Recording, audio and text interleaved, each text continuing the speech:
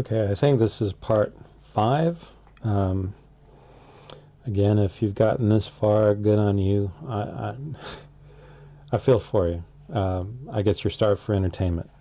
But where we left off, Father Patrick Retter had met with Reginald Crane, Father Reginald Crane, who is trying to recruit him into a group of ex-military priests who are exorcists, and they're going to go crack the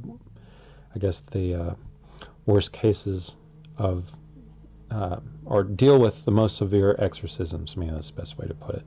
They're dealing with some really nasty, very powerful demons, and their background is men who lived through living hell. Would build them up and give them enough armor that they can deal with these pretty awful things, awful demons. Hopefully there's not a lot of background noise going on, but now there's a guy weed whacking and neighbors are showing up. It's a little late in the day. This will probably be the last one. As I said, my goal is not to go through the whole thing, but I did want to talk about some stuff. And I really love this book. If you get a chance to own it, I would buy it and make contact with Doug Ernst, or Douglas Ernst, whatever he goes by. It's a worthwhile read, and I think one of the best examples writing, I'll give you this, of the things that I've read, this has got a lot of depth to it. And surprisingly, I will also say, for a subject, one of the things I hate in movies now, I can't remember what the Arnold Schwarzenegger movie was, Last Days or something like that. I do not like spiritual matters dealt with necessarily with, for instance, you can't fight the devil with bullets, right? We're dealing with spiritual attack. This is something internal to people, but there are definitely ways that you can address things in an exciting visual format. The movie The Exorcist was, for whatever flaws it may have, I think did a very good job by using visible means to understand the fight that was happening spiritually. This book moves very well. It reads very well. You're never really bogged down. A lot of pages will have a lot of dialogue. There's a lot of information to be shared. But I give kudos because the thing moves really well. I never felt like I was bogged down or just wanted to skip anything.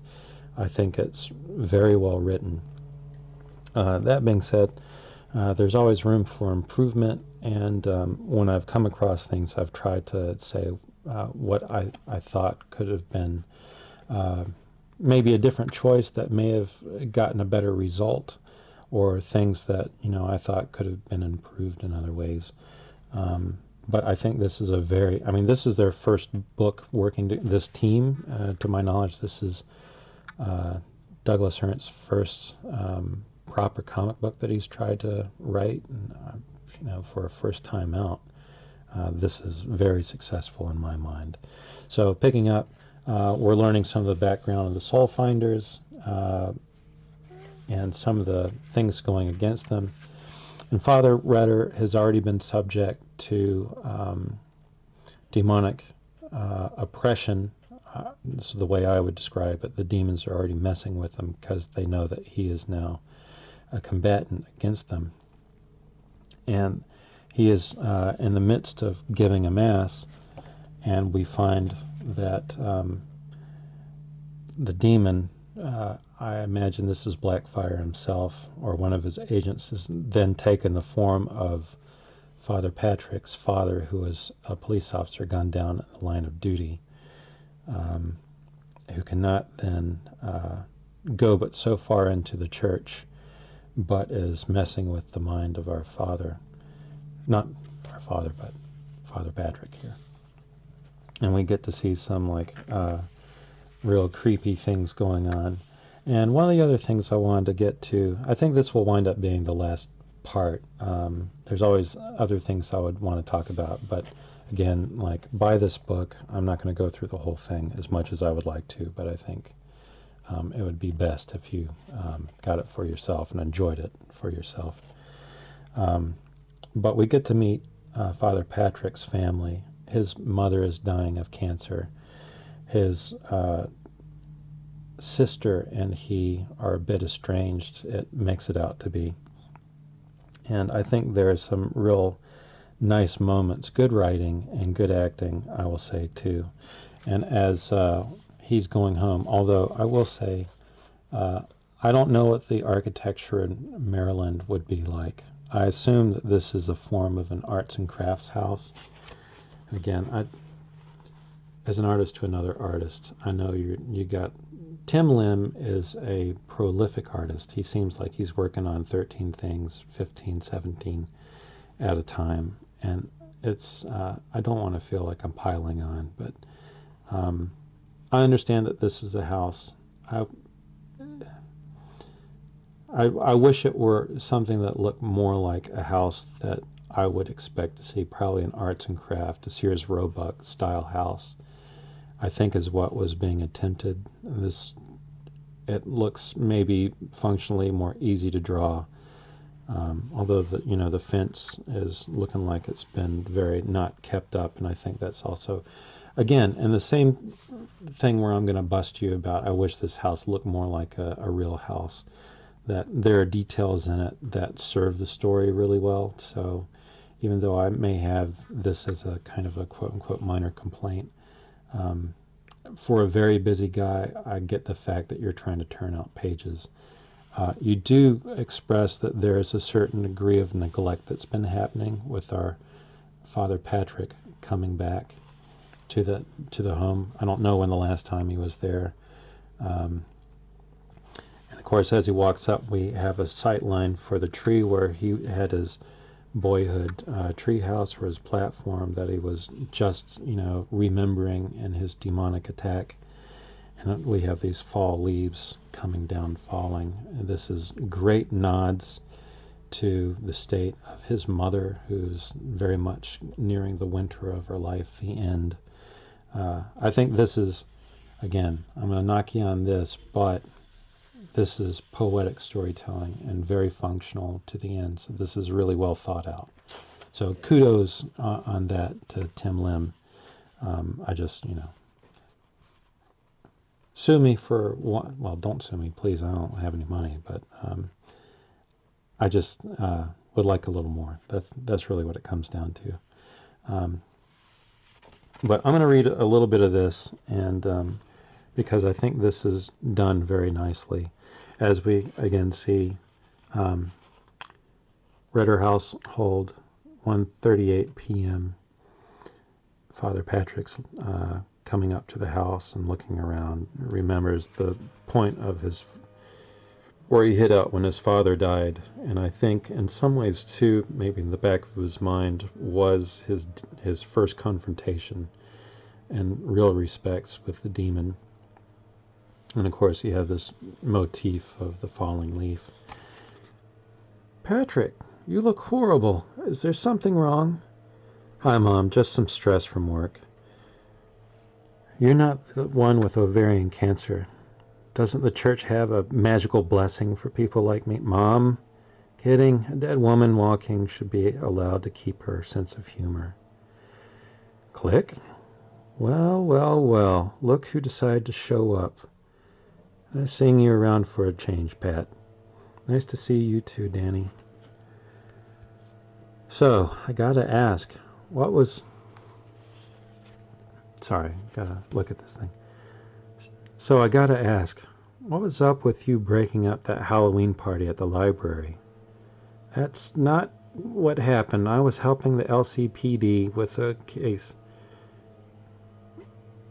I guess that's Lewis County Police Department, not Steepleton. So there you have that.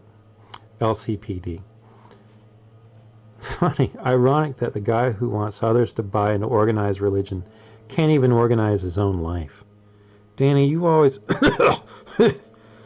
Be nice, Danny. Patrick respects your life choices. Respect his faith, at least.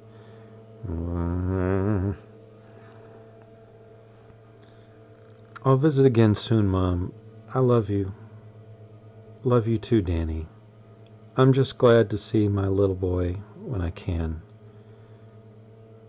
and then he leaves. Now, what's great about this, and I will, again, like, I know I bust you on, I'm going to bust you one more time, Tim, I'm sorry.